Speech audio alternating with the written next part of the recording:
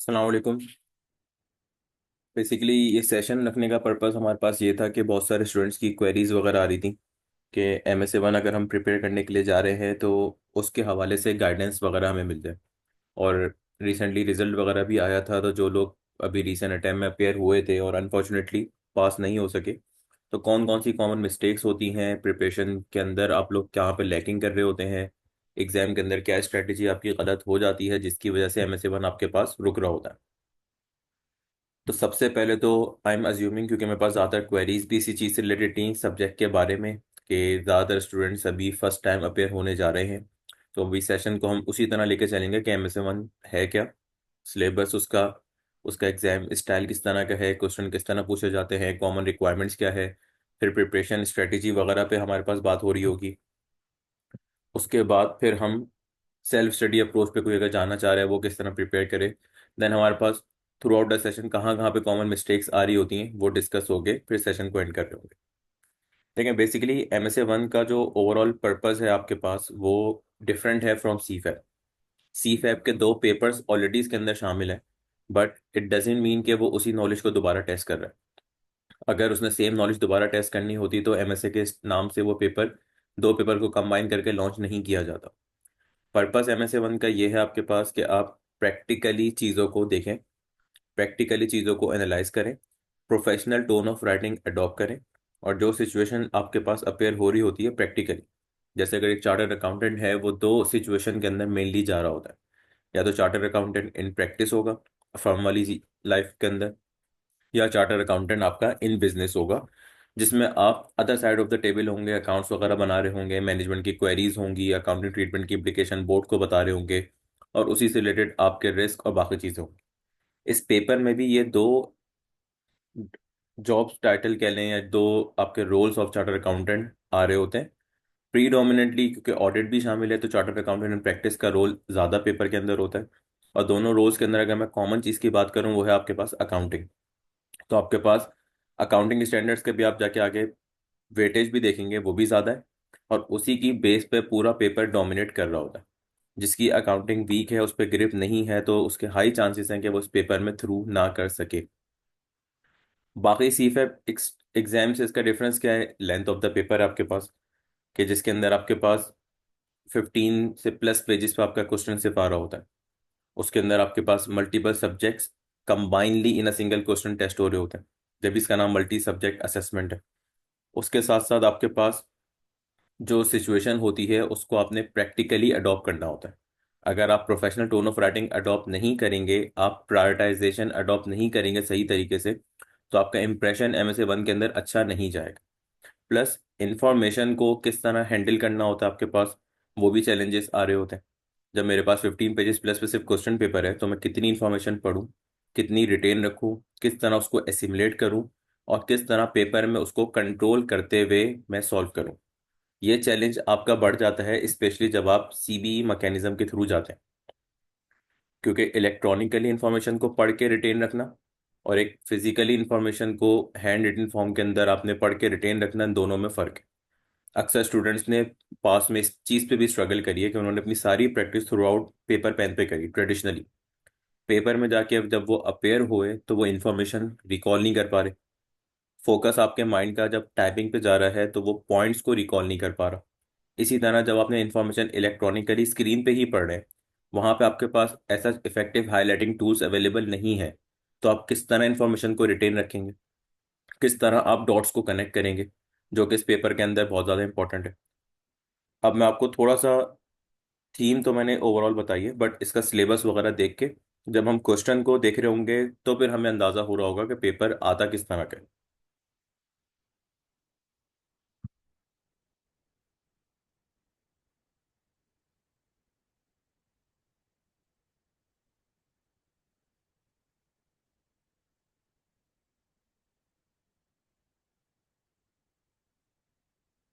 देखिए आपके पास पेपर के अंदर जो मेन ग्रिड है वो आपको यहाँ पे नज़र भी आ रही होगी। फाइनेंशियल अकाउंटिंग एंड रिपोर्टिंग की है, जिसमें आपके पास 55 to 65% आपका टेस्टिंग वेटेज बन रहा होता है। इसी तरह ऑडिट एश्योरेंस की बात करें तो वो 25 35 नेक्स्ट हाईएस्ट वेटेज है। कुछ लिमिटेड पोर्शन इसमें कॉर्पोरेट लॉ का भी आ रहा होता है, मेनली एथिक्स का एरिया एग्जामिन हो रहा होता है। कॉर्पोरेट लॉ का पोर्शन 2 4 5 मार्क्स से ज़्यादा का टेस्ट नहीं होता। बट एथिक्स आपके पास, जिस तरह भी मैंने सिचुएशन डिस्कस की थी, charter accountant in practice, charter accountant in business, ये दोनों एथिक्स के पोर्शन सवाल में आते हैं, एक क्वेश्चन 1 के साथ, एक क्वेश्चन 2 के साथ। तो आपके पास 10 मार्क्स तक का एथिक्स टेस्ट हो रहा होता है नॉर्मली, जिस एरिया को अगर स्टूडेंट्स इग्नोर करके जाते हैं तो वो पेपर में स्ट्रगल कर रहे होते हैं। ओवरऑल सिलेबस हमें समझ में आ गया। अब अगर मैं फाइनेंशियल अकाउंटिंग की बात करूं, तो फाइनेंशियल अकाउंटिंग में आप देखेंगे इसमें सारे स्टैंडर्ड्स लिखे हुए हैं, जितने आईजाज हैं, आईएफआरएस हैं, वो सारे मेंशन्ड हैं। की चीज़ जो यहाँ पे हाईलाइट करने की वो ये है कि लोग इसको एफएफआर की तरह पढ़ना शुरू हो जाते हैं। एफएफआर की तरह पढ़ने का मतलब क्या है कि अगर मैं इन सारे स्टैंडर्ड्स की बात करूँ, IS 27, IFRS 3, IFRS 10, IS 28, IFRS 11, mainly consolidation वाला ये एरिया आपके पास है। अब वो जाके एफएफआर की प्रैक्टिस करेंगे, कंसोलिडेशन के सवालों की, उसमें बहुत सारी चीज़ें प्री डिटरमिन होती हैं, कैलकुलेशन डोमिनेंट होती है पेपर के अंदर, थ्योरी कम होती है, रिस्पेक्टिव स्टैंडर्ड का पर्पस क्या है, कौन कौन सी इसके अंदर सब्जेक्टिविटीज इन्वॉल्व हैं, वो नहीं पता होती हमें। फॉर एग्जांपल, अगर IFRS 3 में बिजनेस कॉम्बिनेशन डिस्कस हो रहा है, तो व्हाट इज बिजनेस कॉम्बिनेशन, मैं कब किसी चीज़ पे कंसोलिडेशन अप्लाई करूंगा या नहीं करूंगा, ये तो सबसे बड़ा क्वेश्चन मेरे लिए। इसी तरह IFRS 10 के अंदर कंट्रोल कब स्टेब्लिश होता है, इसकी डिस्कशन मौजूद होती है। जब तक मैं ये डिटरमिन नहीं कर सकता कि मेरा कंट्रोल है या नहीं है, तो आप अंदाज़ा लगा सकते हैं कि आपकी अकाउंटिंग कितनी गलत हो सकती है। अगर एक चीज़ पे कंट्रोल नहीं है और आपने उस पर सब्सिडी वाली अकाउंटिंग कर दी, तो आपके पास टोटल अकाउंटिंग ही गलत हो जाएगी। इसलिए इस पेपर में हर स्टैंडर्ड के कुछ सब्जेक्टिव एरियाज जो नॉर्मली हम एफएफआर लेवल पे नहीं पढ़ रहे होते, वो भी टेस्ट हो रहे होते हैं। और ये बात ध्यान में रखिएगा कि कैलकुलेशन डोमिनेटेड पेपर नहीं है। अभी आप इसके पास पेपर सॉल्व करना शुरू करेंगे या आप इसकी वर्कबुक सॉल्व करेंगे, तो आपको अंदाज़ा होगा कि कैलकुलेशन कितने लिमिटेड और कितने लिमिटेड मार्क्स की पूछी जा रही होती है। और उसके मार्क्स भी अगर आप जाके देखेंगे या उसका वेटेज या टाइम रिक्वायर्ड भी देखेंगे, वो भी बहुत कम होगा। मतलब वो आपसे एक्सपेक्ट ये कर रहा है कि एफएफआर वाली कैलकुलेशन तो आप अपनी रफ वर्किंग की तरह जल्द से जल्द करके मुझे आप आंसर दें in the form of narrative. कि फॉर एग्जांपल आपसे जो रिक्वायरमेंट पूछी जा रही है, आपको चीज़ों को एक्सप्लेन करना है, तो आप उसको किस तरह एक्सप्लेन कर रहे होंगे किसी भी पर्टिकुलर अकाउंटिंग ट्रीटमेंट को। वेदर आपका रिव्यू पार्टनर के साथ है, वेदर आप अपने बोर्ड को प्रेजेंटेशन दे रहे हैं, तो यहाँ पे आपकी ये स्किल सेट भी अप्लाई हो जाती है। उसके लिए ज़रूरी ये होता है कि मुझे स्टैंडर्ड के अंदर किस तरह बातें लिखी हैं वो पता हो। रादर देन मैं सिर्फ ये देखूंगा 50% से ऊपर मेरे पास होल्डिंग है तो मैं सब्सिडी की अकाउंटिंग वगैरह करके कंक्लूड कर दूं, इस तरह का इस पेपर में नहीं है। दूसरी बात, जितने भी IFRS आइजाज यहाँ पे लिखे हुए हैं, वो दिखाने का पर्पस भी यही है कि वो सारे इक्वली इंपॉर्टेंट है। IS 34 आपको फ्रीक्वेंटली टेस्ट होता हुआ नजर नहीं आता है एफएफआर के अंदर, पर यहाँ पे पूरा पूरा सवाल इस पे बन सकता है कि मेरे पास क्या अकाउंटिंग ट्रीटमेंट के अंदर डिफरेंसेस आ जाते हैं जब मैं इंटरिम पे अकाउंट्स बना रहा होता हूँ और जब मैं फुल ईयर बेसिस पे बना रहा होता हूँ। इसी तरह IS 8, IS 10, IS 37, IS 38, ये वाले स्टैंडर्ड्स भी आपके पास इंपॉर्टेंट हो जाते हैं MSA 1 के अंदर। और आप पास पेपर्स में देखेंगे तो ये वाले स्टैंडर्ड भी 5 मार्क्स, 6 मार्क्स, 10 मार्क्स तक भी जाके टेस्ट हुए हुए हैं। अगर आपने सारे IFRS रिवाइज कर लिए और इन आइजाज को आपने इग्नोर कर दिया, इट मीन्स आप पेपर में मार्क्स लूज कर रहे होंगे। क्योंकि अकाउंटिंग पे फोकस करने का मकसद ही यही है कि अकाउंटिंग को आप इग्नोर नहीं कर सकते। पेपर डोमिनेटेड बाय अकाउंटिंग है। भले आप ऑडिट कर रहे हों या आप इंडस्ट्री के अंदर हो, अकाउंटिंग के बाद सारी बातें शुरू होती हैं। तो ये सारे स्टैंडर्ड्स दिखाने का भी पर्पस ये है कि prepare your own checklist to ensure the completeness of these और स्टैंडर्ड्स, ताकि आपके पास अकाउंटिंग का पोर्शन स्ट्रांगली प्रिपेयर हो रहा हो। देन ऑडिट एश्योरेंस के अंदर आपके पास वही सारी चीज़ें हैं जो आप CFAP 6 के अंदर पढ़ के आ रहे होते हैं। क्वालिटी रिलेटेड स्टैंडर्ड्स आपके पास हो गए, इसी तरह रिस्क के स्टैंडर्ड्स आपके पास हो गए, प्रोसीजर्स वगैरह की चीज़ें आपके पास हो गई। देन आपके पास ग्रुप ऑडिट हो गया, रिपोर्टिंग के स्टैंडर्ड्स हो गए, अदर रिपोर्टिंग एश्योरेंस हो गई आपके पास। बट यहाँ पे ऑडिट में थोड़ा सा फर्क है। इस ऑडिट को आप CFAP 6 की तरह प्रिपेयर नहीं कर सकते। यहाँ पे ऑडिट में प्रैक्टिकल अप्रोच आपको नजर आएगी। वो आपको कोई ना कोई पर्टिकुलर सिचुएशन देगा कि फॉर एग्जांपल पार्टनर रिव्यू के लिए आपके पास चीज़ें प्रिपेयर करनी है।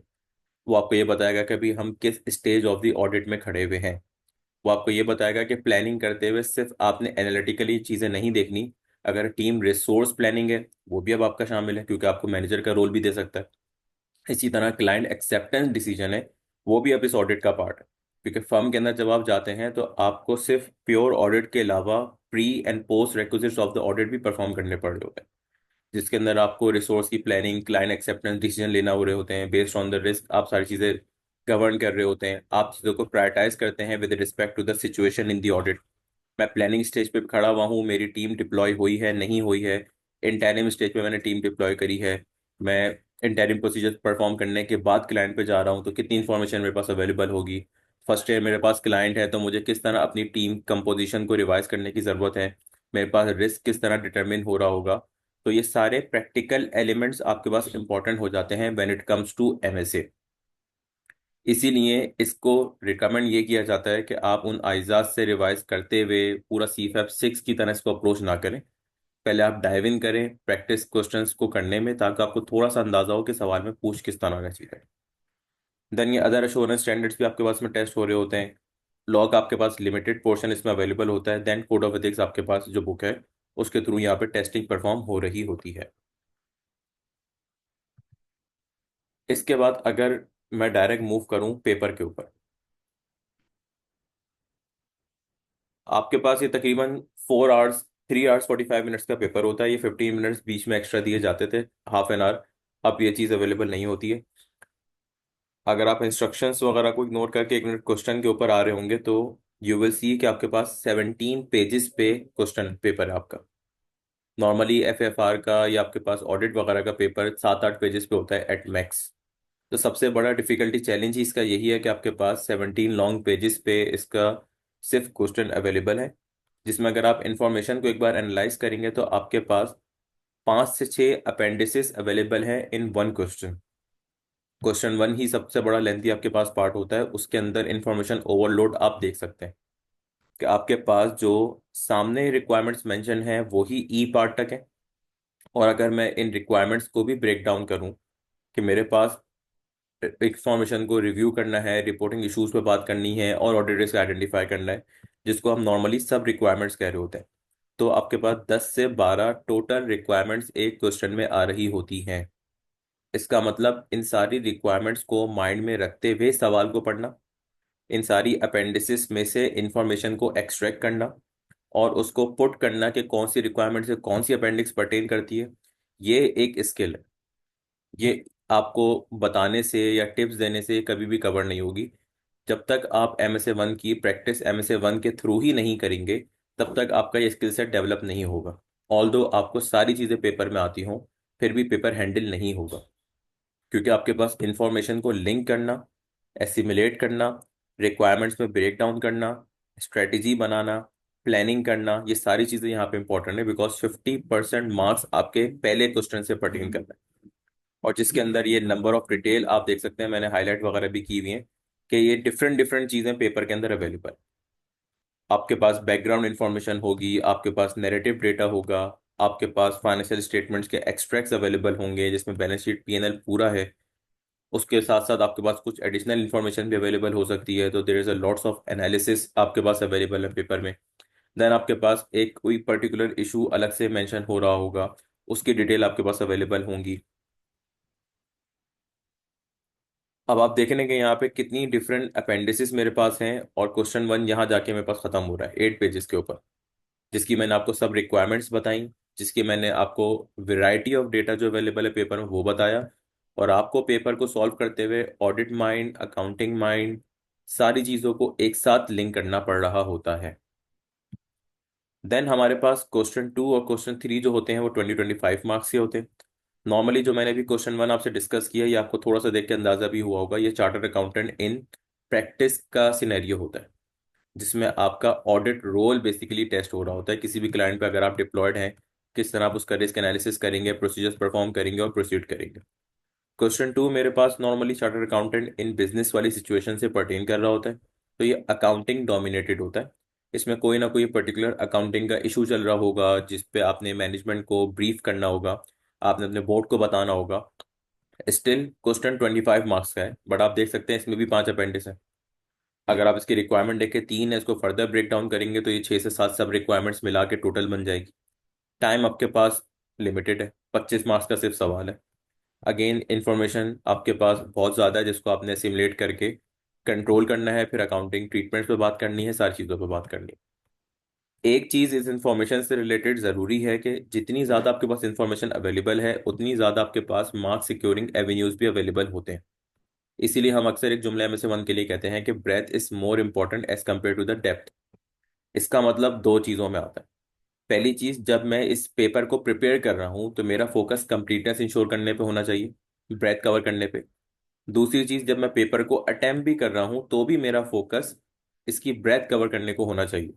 फॉर एग्जाम्पल, अगर मेरे पास अपेंडिक्स 1, 2, 3 है, किसी एक स्टूडेंट ने अपेंडिक्स 1 पे बहुत डिटेल में डिस्कशन करी और आधा से ज़्यादा उसका पेपर अपेंडिक्स 1 से परटेन करता है, बट अपेंडिक्स 2 और 3 को उसने टच नहीं किया। इट मीन्स उसने वो कुछ पॉइंट्स मिस कर दिए जो पेपर में एग्जाम में आपके लिए रखे हुए थे।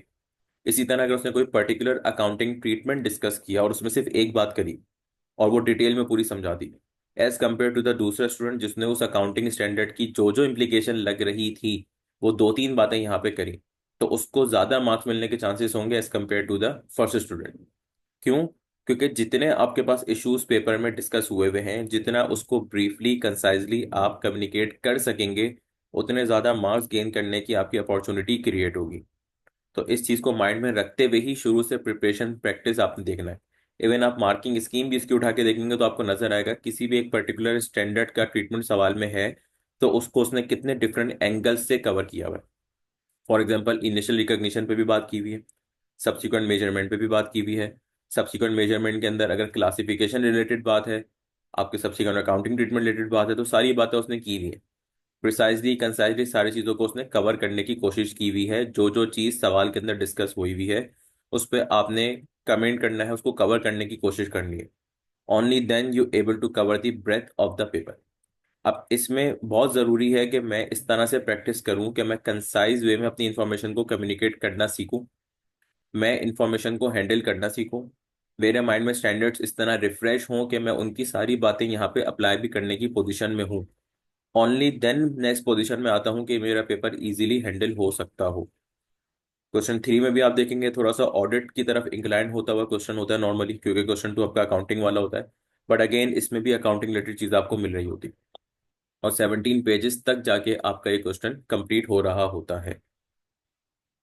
तो इससे थोड़ा सा आपको आइडिया ये मिलेगा कि मतलब इसको आप FFR एंड ऑडिट नहीं कह सकते। ऑल्दो इन दोनों पेपर से मिलकर ये बना हुआ आपके पास होता है, बट इसकी प्रिपरेशन इज डिफरेंट, इसकी प्रैक्टिस का अंदाज भी आपके पास अलग होगा।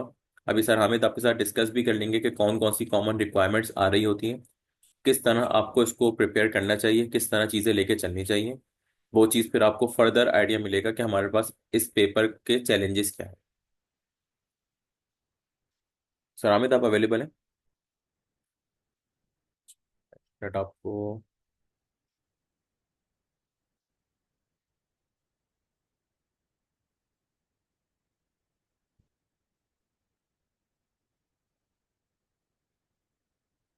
अलैक्म जी स्टूडेंट्स, कैसे हैं आप लोग? अच्छा, आवाज़ आ रही है मेरी? पहले तो ये कंफर्म कर दिएगा।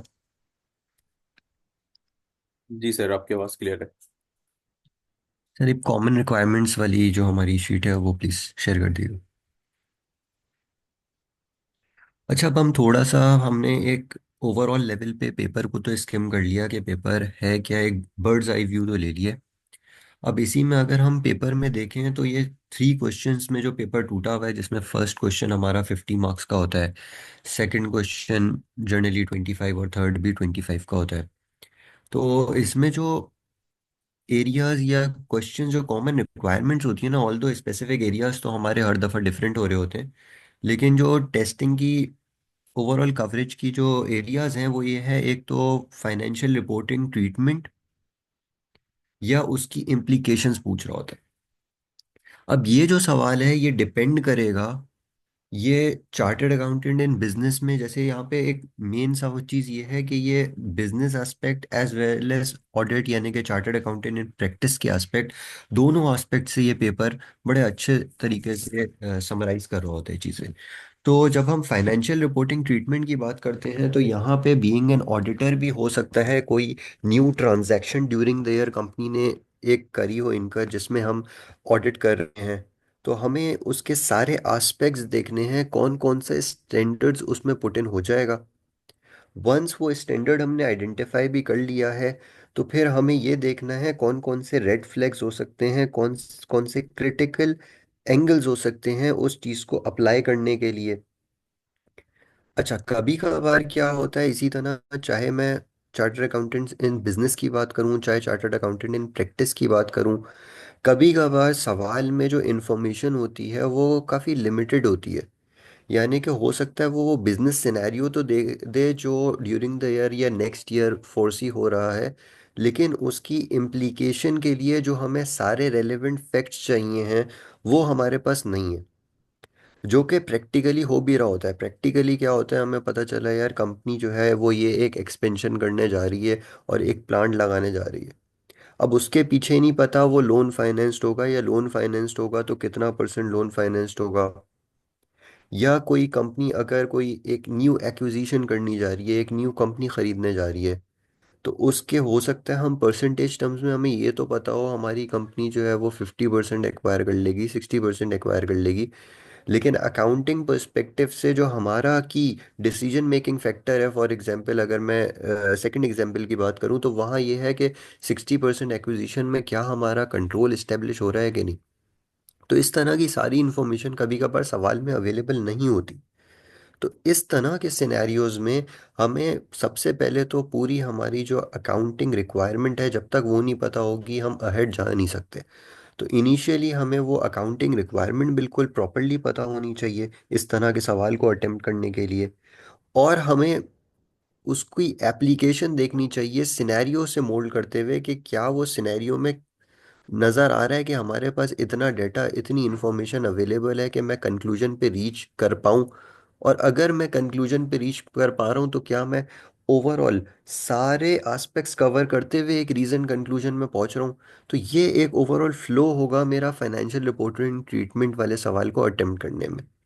इन केस अगर क्वेश्चन में मुझे लगता है सारी इंफॉर्मेशन अवेलेबल नहीं है, तो मैं सारे पॉसिबल आउटकम्स को, पूरा जो ट्री बनता है वो सारे लिस्ट डाउन कर दूंगा। और जहाँ पे बेसिकली इंफॉर्मेशन मिसिंग है वहाँ मैं एग्जामिनर को बता दूंगा कि ये पर्टिकुलर इंफॉर्मेशन मिसिंग है। अगर इस मिसिंग इंफॉर्मेशन के रिजल्ट में आंसर निकलता है यस, या तो फिर कंट्रोल में ये वाली चीज़ नहीं है और हमें लगता है कि भाई हम तो डायरेक्टर्स मैक्सिमम अपॉइंट कर लेंगे, तो फिर मेरा कंट्रोल स्टेप मतलब ओवरऑल ऑल पॉसिबल आउटकम्स पे मुझे बात करनी है और एक रीजन कंक्लूजन देना है जो कि प्रैक्टिकल पर्सपेक्टिव से बड़ा रेलेवेंट होता है। ये तो हो गया फाइनेंशियल रिपोर्टिंग ट्रीटमेंट वाले सवाल को एड्रेस करने के लिए। अच्छा, इसी सवाल में एक छोटा सा एक डिफरेंट एस्पेक्ट भी कभी कभार आ जाता है कि वो ट्रीटमेंट ऑलरेडी अप्लाई करके दिया हुआ होता है बाय द कंपनी, और ये पर्टिकुलरली उस वक्त होता है जब हम चार्टर्ड अकाउंटेंट इन प्रैक्टिस होते हैं। तो उस केस में आपने वही अकाउंटिंग ट्रीटमेंट को तो पूरा लिस्ट डाउन करना ही करना है। प्लस आपने ये भी बताना है कि जो सामने एंटिटी ने गलत किया है वो क्या गलत किया है, क्या रेड फ्लैग था, क्या चीज़ रॉन्गली अप्लाई हो गई है और वो क्यों रॉन्गली अप्लाई हो गई है। और ऐसे सवालों में अक्सर आपको वो ये भी कहेगा कि आप डील कैसे करोगे, तो उसमें आपने किस तरीके से परसुएड करना है management to correct that thing, वो भी बड़ा एक इम्पॉर्टेंट एलिमेंट है। इसके बाद जो रिक्वायरमेंट है वो ऑडिट रिस्क एंड प्रोसीजर्स की है। ये थोड़ी सी मैं कह सकता हूँ कि जर्नल रिक्वायरमेंट है, जो हमारे ऑडिट अगर हम डेली बेसिस पे करते हुए भी आ रहे हैं और ऑडिट का पेपर भी हमने अटेम्प्ट किया हुआ है, तो इस तरह की सिमिलर रिक्वायरमेंट हमें वहाँ पे भी नज़र आ जाती है और एक फ्रेम ऑफ माइंड हमारा बन जाता है अगर हम डेली ऑडिट में ही इन्वॉल्व हैं। तो ये वाली रिक्वायरमेंट जर्नली तंग कर नहीं रही होती। हाँ, लेकिन रिस्क लिखते हुए ये बड़ी इंपॉर्टेंट बात है कि रिस्क, या तो फिर हम बहुत ज्यादा रिस्क लिस्ट डाउन कर देते हैं। रिस्क बड़ा कॉन्क्रीट होना चाहिए हमारा, और रिस्क फैक्टर से बिल्कुल लिंक्ड होना चाहिए कि क्या चीज ओरिजिनेटर ऑफ दिस रिस्क है और पर्टिकुलर रिस्क है क्या। ये अक्सर जब स्टूडेंट्स लिख रहे होते हैं तो ये दो चीजें एड्रेस नहीं कर रहे होते। बेशक वो रिस्क तो लिख देते हैं, लेकिन वो थोड़ा जर्नलाइज मैनर में लिख देते हैं। तो इसकी ड्राफ्टिंग बड़ी इंपॉर्टेंट है कि रिस्क पैरा को हमें लिखना कैसे है। सिमिलरली जब हम प्रोसीजर्स लिखें तो एक तो होते हैं एक अकाउंट हेड के जर्नल प्रोसीजर्स जो हमें करने होते हैं टू एड्रेस या to audit such account head या एफएसएलआई। लेकिन जब हम रिस्क पर्टिकुलरली किसी अकाउंट हेड से एक लिंक कर देते हैं और उसका रिस्क फैक्टर भी लिंक कर देते हैं, तो स्पेसिफिक प्रोसीजर भी हमारे पास होने चाहिए उस रिस्क फैक्टर को अलाइन करने के लिए, उस रिस्क फैक्टर को कैटर करने के लिए। यहाँ पे भी थोड़ी सी स्टूडेंट्स के पार्ट पे मतलब मिसिंग हो जाती है चीज़, वो जर्नलाइज प्रोसीजर्स लिख लेते हैं। फिर review of the work of the junior, ये भी थोड़ा सा हमारे पास सवाल ऑडिट में टेस्ट होता है, लेकिन यहाँ पे थोड़ा सा एम्बिट डिफरेंट होता है। यहाँ पे जर्नली जो रिव्यू का प्रोसीजर है, ये क्या कहते हैं, एक कंक्लूजन और एग्जीक्यूशन का एंड और कंक्लूजन के स्टार्ट में देता है। और बिल्कुल जो प्रैक्टिकल रिव्यू करते हुए जो आप लोगों को मसले मसाइल आते हैं ना, एग्जैक्टली प्रैक्टिकल सिनेरियोज पे बेस्ड होता है। और रिव्यू करते हुए हमें जनरली सारी इंफॉर्मेशन इसमें नहीं लिखनी होती। फॉर एग्जांपल बेसिक प्रोसीजर्स, वो इस अजम्पशन पे बना हुआ होता है ये सवाल के बेसिक प्रोसीजर्स तो हो गए हैं, जो एक ब्रॉड लेवल पे, जैसे मैंने आपको ऊपर वाले रिक्वायरमेंट में बताया रिस्क वाले में, कि अगर हमने रिस्क आइडेंटिफाई किया है तो रिस्क ड्रिवन कोई प्रोसीजर है कि नहीं है, जनरली उस तरह की चीज़ें मिसिंग होती हैं।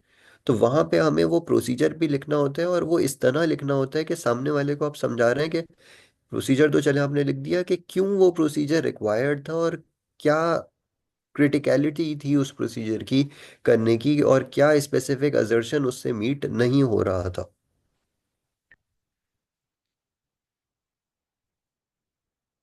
अच्छा, impact on the audit report, ये भी थोड़ा सा मैं बोलूँगा जर्नलाइज टाइप का क्वेश्चन होता है, या और ये एक्चुअली होता क्या है, यहाँ पे कोई पर्टिकुलरली एक क्वेश्चन नहीं आएगा जिसमें इम्पैक्ट ऑन ऑडिट रिपोर्ट होगा। जर्नली ये वाली रिक्वायरमेंट होती है क्वेश्चन नंबर 3 के साथ। 3 में जब हमारा ऑडिट ड्रिवन सवाल होता है तो वो ओवरऑल रिपोर्टिंग से चलता है कि रिपोर्टिंग इम्प्लीकेशन क्या हो सकती है, और कोई ना कोई गलत रिपोर्टिंग अप्लाई करते हुए आपको दे देगा। उसकी आप पूरी रिपोर्टिंग इम्प्लीकेशन और सारे पॉसिबल सिनेरियोज भी एक्सप्लोर कर लोगे, रिस्क भी उसमें बताओगे, प्रोसीजर भी बताओगे। इन दी एंड आके अगर तो क्या कहते हैं, आपकी मैनेजमेंट आपसे एग्री नहीं करे और रेक्टिफाई चीज़ें ना करे, तो फिर इम्पेक्ट ऑन ऑडिट रिपोर्ट या फाइनल इम्प्लीकेशन अपनी डॉक्यूमेंटेशन में आपको बताना पड़ेगा। विच इंक्लूड्स कि इवन अगर मैनेजमेंट करेक्ट भी कर ले, तो हो सकता है उसमें आपका की कंसिडरेशन लग गई हो, तो वो की ऑडिट मैटर के पॉइंट की तरफ से जा रहा हो। या हो सकता है अगर करेक्ट कर भी दे और बहुत ज़्यादा क्रिटिकल ना हो, तो समरी ऑफ ऑडिट डिफरेंसेस में आपको इसको एक्यूमुलेट करके रिप्रेजेंटेशन में कवर करना हो। तो ये एक पूरा एक फ्लो के साथ आता है, और पूरा फ्लो उन पर्टिकुलर जो 3 4 इश्यूज होते हैं उनको हमें पूरे फ्लो को कवर करना होता है। जर्नली जैसे हमारे पास प्रैक्टिकल ऑडिट में भी यही होता है, जब हम जाते हैं फील्ड वर्क कर रहे होते हैं, इन दी एंड जनरली हर क्लाइंट्स में कोई ना कोई, अगर बड़े क्लाइंट्स होते हैं, कोई ना कोई 2 3 मसले जो ड्यूरिंग देयर होते हैं, वो क्या कहते हैं आ जाते हैं। और वो जो 2 3 मसले होते हैं उनको फिर पार्टनर भी टेकअप करता है, और उसमें इसी तरीके से पूरे एक मेमोज वगैरह बनते हैं स्पेसिफिकली कि यार अगर मैनेजमेंट बोल रही है तो मैनेजमेंट को किस तरीके से एक्नॉलेज करवाया जाए, और क्या पर्टिकुलर फ्लॉज हैं इस ट्रीटमेंट में, तो वो सारी चीज़ें हमें जो है वो क्या कहते हैं देखनी पड़ती हैं। फाइनेंशियल स्टेटमेंट्स के एनालिसिस की अगर मैं बात कर लूँ, तो क्या कहते हैं, ये एक बड़ी क्रिटिकल रिक्वायरमेंट है from audit as well as accounting perspective. इसको मैं क्यों कह रहा हूँ कि ये ऑडिट पर्सपेक्टिव से, चाहे हम प्लानिंग स्टेज स्टार्ट करें चाहे अपना कंक्लूजन करें, एंड हमारा एनालिसिस से होता है। जब हम फाइनेंशियल स्टेटमेंट एनालिसिस की बात करते हैं तो रेशोज तो शायद हमें सबको निकालने आते हैं, लेकिन उन पर्टिकुलर सिनेरियोज में उन रेशोज का मीनिंग देना, और उन रेशोज से जो हमारी रिस्क आइडेंटिफाई हो सकते हैं वो चीज़ आइडेंटिफाई करना, पर्टिकुलर प्रोफेशनल स्केप्टिसिज्म रखना कि भाई फाइनेंशियल स्टेटमेंट रेशोज को पढ़ना किस तरीके से है, उसमें अगर कोई चीज़ चेंज हो रही है वो इंडस्ट्री ट्रेंड के हिसाब से है कि नहीं है। तो ये ओवरऑल अगर हम स्ट्रक्चर देखें तो फाइनेंशियल स्टेटमेंट एनालिसिस बोर्ड के पर्सपेक्टिव से भी बड़ा इंपॉर्टेंट होता है चार्टर्ड अकाउंटेंट इन बिजनेस के लिए। कि बोर्ड अगर कोई चीज़ बोल रहा है कि रेवेन्यू हमारे आगे क्या नज़र आते हैं, परफॉर्मेंस ऑफ द बिजनेस से रिलेटेड, ऑल्दो ये वाला एंगल बहुत ज़्यादा यहाँ पे कवर नहीं होता, लेकिन obviously financial reporting statement analysis एक बहुत बड़ा क्रिटिकल टूल है, क्योंकि फाइनेंशियल स्टेटमेंट्स तो बन गए, उसको जब तक एनालाइज नहीं करेंगे, जब तक उसको मीनिंग नहीं देंगे, जब तक उसकी रेलेवेंस उस हद तक नहीं है। तो फाइनेंशियल स्टेटमेंट एनालिसिस जब भी हम करें, तो हमारे पास ये पता होना चाहिए कौन कौन से रेलेवेंट रेशियोज हैं उस एनालिसिस को निकालने के लिए, उसको हमें वर्क डाउन करना होता है। वंस वो वर्क डाउन हो जाए तो किस तरीके से चीज़ों को आपस में लिंक करना है और मीनिंग देना है कि अगर रेवेन्यू बढ़ रहा है और डेटर भी बढ़ रहे हैं तो क्यों बढ़ रहे हैं, डेटर कम हो गए तो क्या कंपनीज ने स्टेप्स लिए। वो सारी चीज़ें सिनेरियो से लिंक्ड भी होंगी और सिनेरियो से आपको लिखनी पड़ेंगी। इन केस अगर सिनेरियो से कोई चीज़ मैचिंग में नहीं आ रहा आपका रेशो, तो आपको वो लिखना पड़ेगा कि आपको फर्दर क्या चीज़ चाहिए, कि ये रेशो आपको थोड़ा सा शेकी लग रहा है और इसको आपने कॉन्क्रीट एविडेंस लेने के लिए क्या क्या पर्टिकुलर रिक्वायरमेंट चाहिए। तो ये एक बहुत अच्छा सवाल होता है, अक्सर आ जाता है। एथिकल इश्यूज की बात करूं तो ये काफ़ी हद तक हमारा सिमिलर होता है जो ऑडिट में होता है, बस इसमें ये है कि बिजनेस पर्सपेक्टिव से भी एथिकल इम्प्लीकेशंस और एथिकल इश्यूज यहाँ पे आइडेंटिफाई करने को आ रहे होते हैं।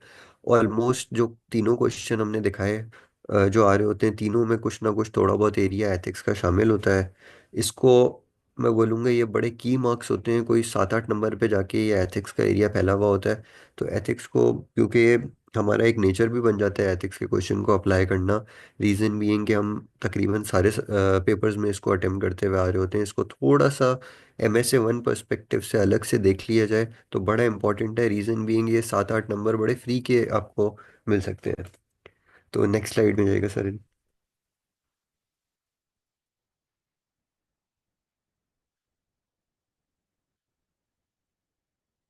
अच्छा, अब हम आ जाते हैं अपनी अप्रोचेस के ऊपर, कि क्या पर्टिकुलर अप्रोच हम किस तरीके से इस पेपर की तैयारी कर सकते हैं। देयर आर टू अप्रोचेस, एक हम सेल्फ स्टडी बेसिस पे चलें या सेकंड अप्रोच जो हमारी क्लासेस के साथ आप लोग चलें।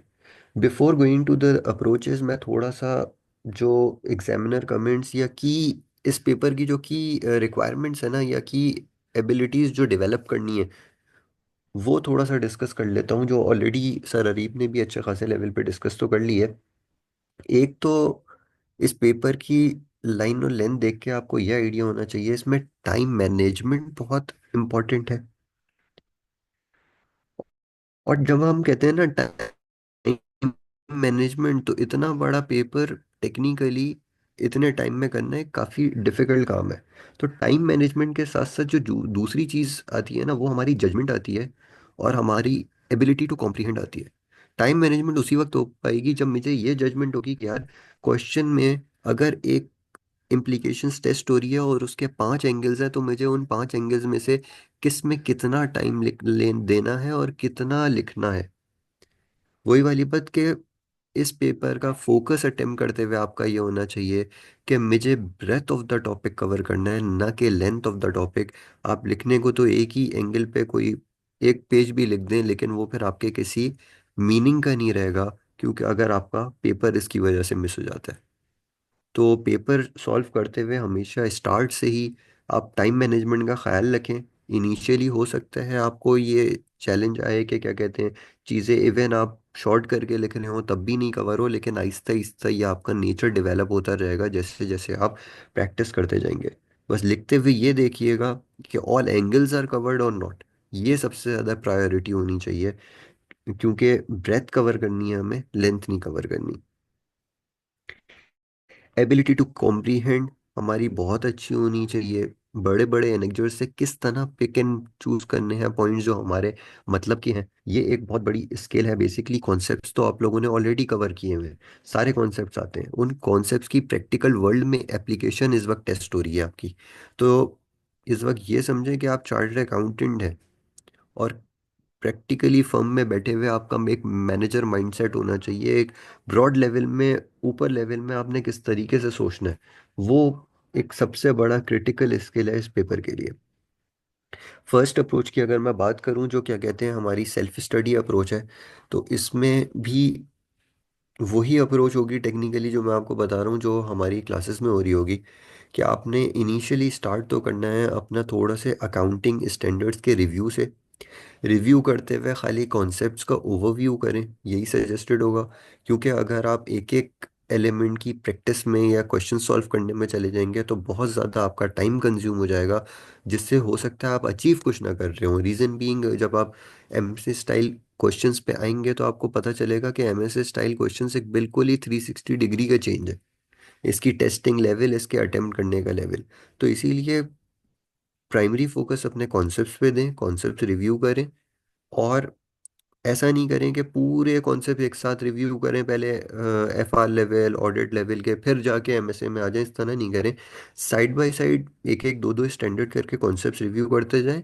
और आई कैप की क्वेश्चन बैंक से स्टार्ट लें, और साइड बाय साइड ही ये काम भी करते रहें, ताकि कॉन्सेप्ट्स की एक बेस साइड बाय साइड अलग डेवलप हो रही हो आपकी।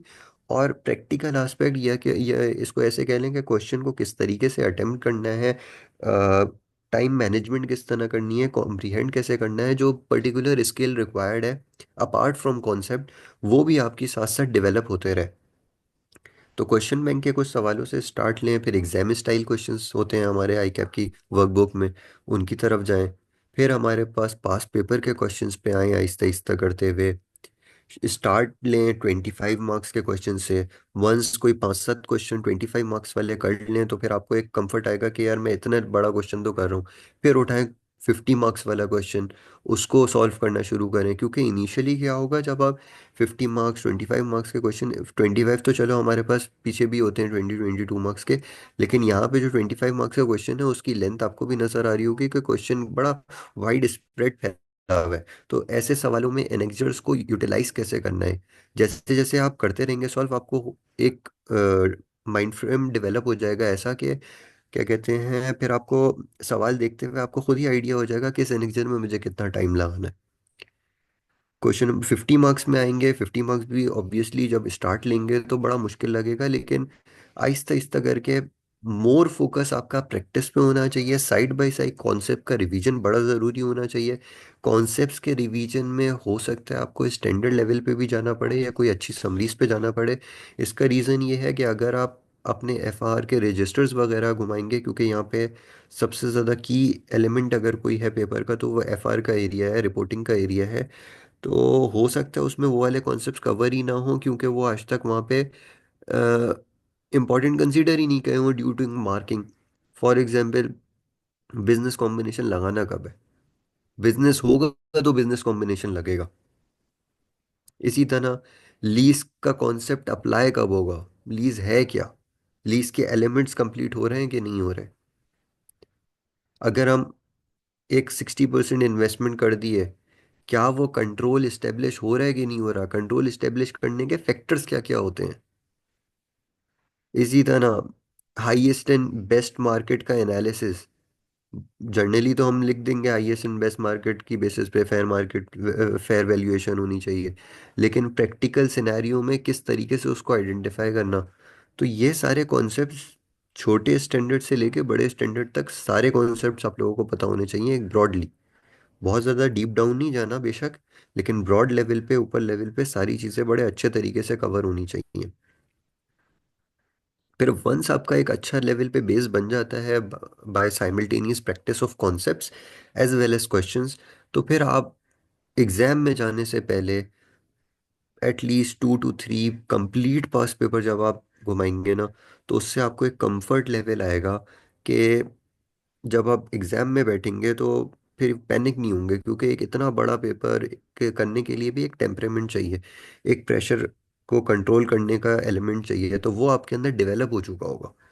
ये ओवरऑल आपने अप्रोच अडॉप्ट करनी है। और मोस्ट इम्पॉर्टेंट थिंग, जो सॉफ्टवेयर है उसको देखते हुए करें, और सॉफ्टवेयर को का यूटिलाइजेशन करें। और आखिरी जो ये 2-3 पेपर आपने करने ना, एटलीस्ट उसमें से एक या दो तो कम्प्लीटली सॉफ्टवेयर में करें, ताकि जो भी सॉफ्टवेयर के ग्लिचेस लगते हैं या जिन जो चीज़ें हमारे हाथ में नहीं सेट हो रही, क्योंकि ऑल्दो सॉफ्टवेयर में स्प्रेडशीट भी है और वो आरटीएफ वाला फॉर्मेट भी है, लेकिन स्प्रेडशीट हमारे एक्सेल से काफ़ी डिफरेंट है और हमारा हाथ सेट होता है जनरली एक्सेल पे।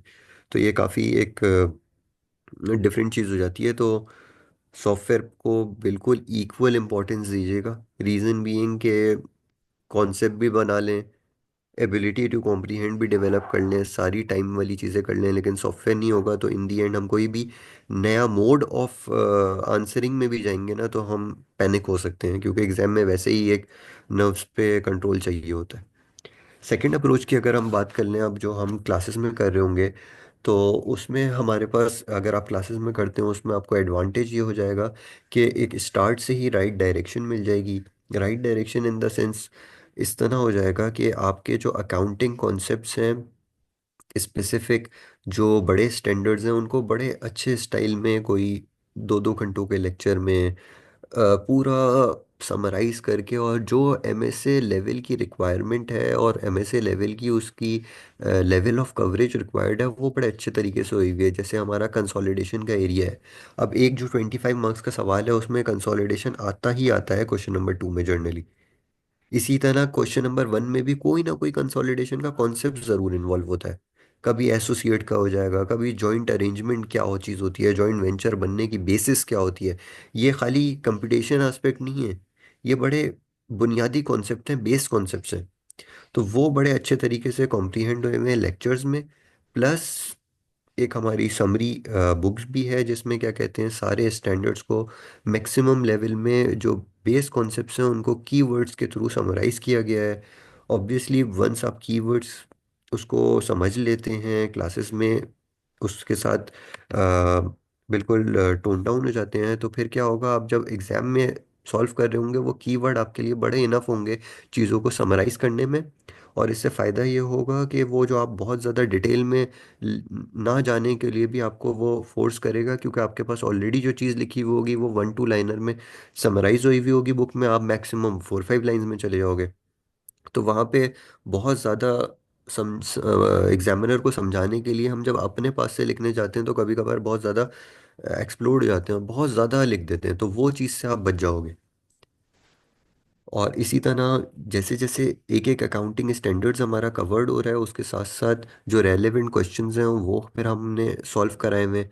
लीज का एरिया है उससे रिलेटेड जहाँ जहाँ प्रैक्टिकली जो टेस्टिंग हुई हुई है वो ऑल एरियाज ऑफ टेस्टिंग उनको भी फिर साथ साथ आपकी मतलब स्टैंडर्ड के कॉन्सेप्ट की रिव्यू भी हो रहा है, साथ साथ टेस्टिंग भी हो रही है। और टेस्टिंग के साथ जब टेस्टिंग की प्रैक्टिस हो रही है ना कि क्या कहते हैं क्वेश्चंस को अटेम्प्ट कर रहे हैं, तो एक तो उन कॉन्सेप्ट की टेस्टिंग हो रही है, दूसरा एरियाज को कवर कैसे करना है। जैसे ऊपर जो मैंने एरियाज ऑफ टेस्टिंग को अभी हमने डिस्कस किया, उन एरियाज में क्या क्या पर्टिकुलर चीज़ें देखनी है और किस तरीके से अप्रोच करना है सवाल को, ये बड़ा इंपॉर्टेंट होता है। ये अभी ऑल्दो मैंने गाइड तो कर दिया, लेकिन क्या कहते हैं जब हम प्रैक्टिकली सवाल को हमारे साथ एक सॉल्व करते हुए जाएंगे तो आपका एक नेचर बन जाएगा कि आप यहाँ से स्टार्ट करोगे, और जो आपके की एलिमेंट होंगे ना वो आपके खुद नेचर में बन जाएंगे और आप ऑटोमेटिकली आपका हाथ चलना शुरू हो जाएगा। तो ये बड़ा इंपॉर्टेंट है। कॉम्प्लेक्स स्टैंडर्ड्स की जैसे मैंने ऑलरेडी आप लोगों को बात बता दी कि IFRS 15 हो गया, लीज का एरिया हो गया, IFRS 9 हो गया, कंसोल का एरिया हो गया, ये बड़े अच्छे तरीके से कॉम्प्रिहेंसिवली कवर्ड हुए हैं through the summaries and as well as in the lectures. Even जो छोटे स्टैंडर्ड हैं जैसे सर अरीब ने इनिशियली भी बताया, छोटे स्टैंडर्ड भी यहाँ पे लाइट नहीं लीजिएगा। IS 37 फेयर वैल्यूएशन का स्टैंडर्ड, IS 10, इनमें भी आपको एक अच्छे रीजनेबल मार्क्स नज़र आएंगे, एक एक अटेम्प्ट में 15-15 20-20 मार्क्स भी नज़र आ जाएंगे इन छोटे स्टैंडर्ड से। तो इन छोटे स्टैंडर्ड को भी बड़े अच्छे लेवल में और बहुत शॉर्टली भी कवर किया है, जो इस पेपर का क्या कहते हैं रिक्वायरमेंट है, और प्लस जो क्रिटिकल कॉन्सेप्ट्स हैं उनको हाईलाइट करते हुए भी कवर किया है, जो कि MS1 की बड़ी ब्यूटी है कि वो छोटे छोटे कॉन्सेप्ट्स इवन छोटे स्टैंडर्ड से भी निकाल के ले आता है। तो वो आपको एक काफ़ी अच्छा एक फीलर मिलेगा, जो अगर आप लेक्चर से कवरेज कर रहे होंगे। फिर लेक्चर्स आपके पास अवेलेबल ही हैं, एक प्लानर भी आप लोगों को दे दिया जाएगा जिसके रिजल्ट में आप एटलीस्ट 1 मंथ बिफोर पूरा एग्ज़ाम कोर्स कवरेज भी कर लें। प्लस फिर आपके पास एक सफिशेंट रूम अवेलेबल हो, और इवन आप अप्रोच 1 में जा रहे हो अप्रोच 2 में जा रहे हो, रिकमेंडेशन हमारी यही होती है कि सेल्फ प्रैक्टिस से एटलीस्ट 2 to 3 पेपर्स कंप्लीटली आपने करने हैं। और इवन कंप्लीट पास पेपर्स हमारे लेक्चर्स में भी आपको मिलेंगे कि कंप्लीट पास पेपर्स की भी प्रैक्टिस होगी, क्योंकि एरिया वाइज तो फिर भी चीज़ हो जाती है, जब कंप्लीट चीज़ में आते हैं तो थोड़ा सा एक डिफ़िकल्टी फेस करने को मिलती है। तो एक कंप्लीट पास पेपर्स भी आपको 2-3 मिल जाएंगे, उन 2-3 के अलावा कुछ आपने सेल्फ प्रैक्टिस के हिसाब से भी करना है, और वन सिटिंग में ज़रूर करनी है इन एनी अप्रोच। वो आपका जो फिर कॉन्फिडेंस बिल्टअप करती है ना ये चीज़, वो एक नेक्स्ट लेवल होता है बिल्कुल। तो यहाँ पे हमारी दोनों अप्रोचेस भी कवर हो गई हैं। सर अरीब कोई चीज़ आप ऐड करना चाहते हैं तो कर दें। अच्छा, वैसे तो ज़्यादा चीज़ें यहाँ पे एड्रेस हो गई हैं, बट बहुत सारे स्टूडेंट्स अक्सर कंफ्यूज यही हो रहे थे कि हम स्टार्ट किस तरह करें या लेक्चर्स में किस तरह सीक्वेंस चल रही होगी। तो सनाविद ने वैसे आपको हमारे लेक्चर्स की सीक्वेंस का भी बता दिया कि आपके पास कोई स्पेसिफिक सीक्वेंस नहीं है कि आपने फॉर एग्जांपल कंसोलिडेशन पहले कवर करना है, आईफरएस 16 पहले कवर करना है। बट मोस्टली हमारी कोशिश ये होती है, और जो लेक्चर्स पोर्टल पर डले हुए हैं वो इस सीक्वेंस में है कि जिस जिस लेक्चर के अंदर एक कॉमन कनेक्शन अवेलेबल है, जैसे अगर कंसोलिडेशन है तो उसके साथ ग्रुप ऑडिट डला हुआ है, क्योंकि ग्रुप ऑडिट और कंसोलिडेशन का क्वेश्चन कंबाइन आ रहा होता है और उनके दरमियान लिंकेज है। बट इसके अलावा अगर आप दूसरे पर्टिकुलर स्टैंडर्ड्स देख रहे होंगे तो उसके दरमियान कोई ऐसे लिंकेज अवेलेबल नहीं है। वो आप अपनी कन्वीनियंस के लिहाज से, अगर आप अपनी सीक्वेंस लेके चल रहे हैं तो आप वैसे भी चल सकते हैं। अगर आप लेक्चर्स की सीक्वेंस को फॉलो कर रहे हैं तो वो आपको थोड़ा सा लॉजिकल भी लगेगा, और उसमें आपको खुद को ट्रैक रखने में भी आसानी होगी। बट कोशिश ये करेंगे जिस भी पर्टिकुलर टॉपिक को आप ले रहे हैं उसको आप इन सीक्वेंस कंप्लीट करें। आप ऐसा नहीं करें कि एक तरफ कंसोलिडेशन का लेक्चर चल रहा है तो दूसरी तरफ IFRS 16 भी चल रहा है। जिस भी पर्टिकुलर टॉपिक को आप उठाएं उसके लेक्चर्स को आप पूरा लेके उस टॉपिक को कंप्लीट करें। देन उसके बाद आप किसी भी टॉपिक में मूव करना चाहें तो आप कर सकते हैं। इसके अलावा अगर किसी का कोई और क्वेश्चन, क्योंकि ये एक कॉमन क्वेश्चन था जो मुझसे पूछा गया था, तो मैंने इसका आपको बता दिया। बाकी दूसरी चीज मैंने अक्सर स्टूडेंट्स वगैरह को भी बताई थी कि आपने जो भी अपने स्टैंडर्ड्स का रिवीजन लेके चलना है और प्रैक्टिस लेके चलनी है, वो दोनों चीजें आपने सैमल्टेनियसली लेके चलनी है। उसका रीजन ये होता है कि आपके पास रिवीजन अकॉर्डिंगली टेलर होता रहे, जिस तरह आपको पता चलता रहे पेपर में किस तरह चीजें पूछी जा रही। अगर आप प्रैक्टिस को साइड पे रख देंगे और सिर्फ रिवीजन पे जाएंगे तो होगा ये कि आप उसको FFR की तरह रिवाइज कर रहे होंगे, ऑडिट की तरह रिवाइज कर रहे होंगे, which is not required for MSA 1।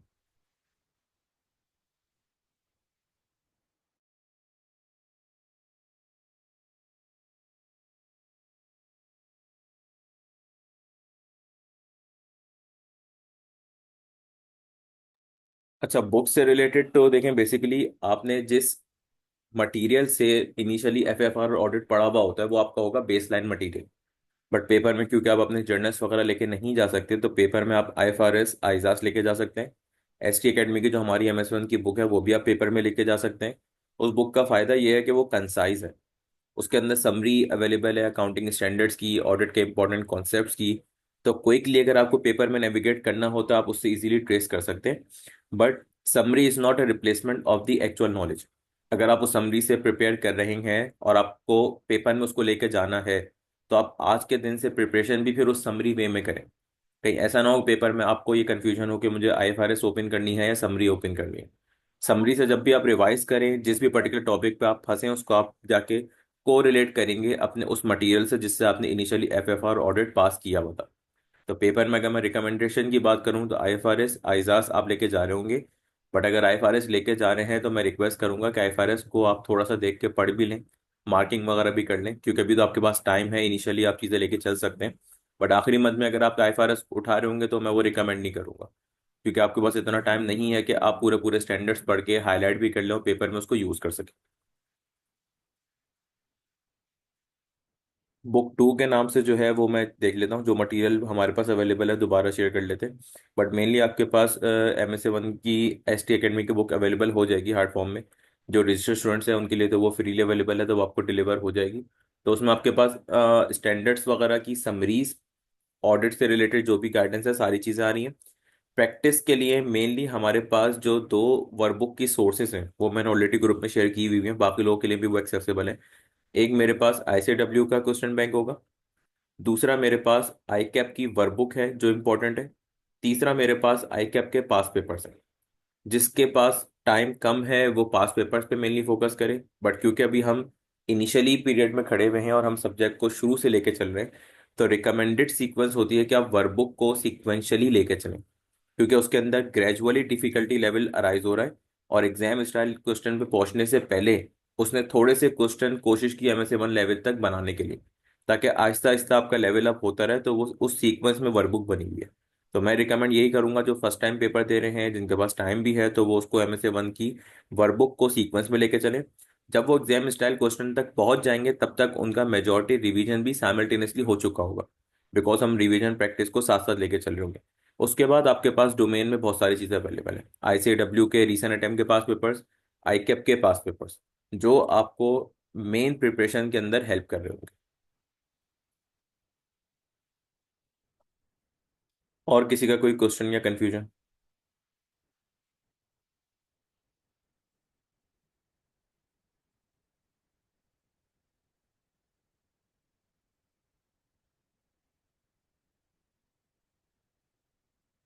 I guess सारी चीज़ें एज ऑफ नाउ तो भी क्लियर हैं, बट आप जिस तरह चीज़ें प्रोग्रेस करेंगे तो जो भी क्वेश्चन क्वेरीज वगैरह आएंगी आप लोग डेफिनेटली बिल्कुल ग्रुप पे पूछ सकते हैं, इंडिविजुअली भी पूछ सकते हैं। और कोशिश ये करें कि चीज़ों को थोड़ा सा प्लान वे के अंदर लेके चलें। अपने सब्जेक्ट के कॉम्बिनेशन को आज से डिसाइड करके लॉक करें, ताकि हर सब्जेक्ट की स्ट्रेटजी आप आज के दिन से बना सकें। आप एंड के लिए चीज़ों को ना छोड़ें, ना कि MSA 1। अक्सर मार्केट में ये होता है कि MSA 1 आसान है, आखिरी मंथ में उठा के हो जाता है। बट अभी जो MSA 1 की इंपॉर्टेंस है वो बहुत ज़्यादा है, क्योंकि आपके पास अगर स्कीम चेंज वाले ऑप्शन अवेलेबल होते हैं तो जिसका MSA 1 क्लियर नहीं हुआ तो ही वुड लूज अप और शी वुड लूज अप, कि उसको फिर सस्टेनेबिलिटी वाला पेपर देना पड़े। तो इसलिए अगर आपके पास पेपर कॉम्बिनेशन एक इजी है जिसमें आप चीज़ों को MSA 1 को आराम से आज से लेके चल सकते हैं, तो आई वुड रिकमेंड इसको भी प्रॉपर सब्जेक्ट की तरह प्रॉपर प्लानिंग के साथ लेके चलें, ताकि किसी किस्म का रिस्क लेने की ज़रूरत ही नहीं है। जब आपको ये सब्जेक्ट क्लियर करना है, जो हो भी जाता है क्लियर बट रुकता भी है, 100% पासिंग परसेंटेज नहीं है। और उन स्टूडेंट के साथ ये मसला आता है जो उसको एक ड्यू टाइम जो उसका है वो नहीं देते। तो आज के दिन से अपना प्रॉपर प्लानिंग वगैरह बना के आप इसको लेके चलें। इंशाल्लाह आखिरी मंथ के अंदर आपको ऐसा जिसमें डिफिकल्टीज नहीं आएंगी। बाकी कोई भी क्वेश्चंस वगैरह हो आप बिल्कुल इंडिविजुअली या ग्रुप पे भी पूछ सकते हैं। आज के सेशन को यहीं तक रखते हैं। Thank you.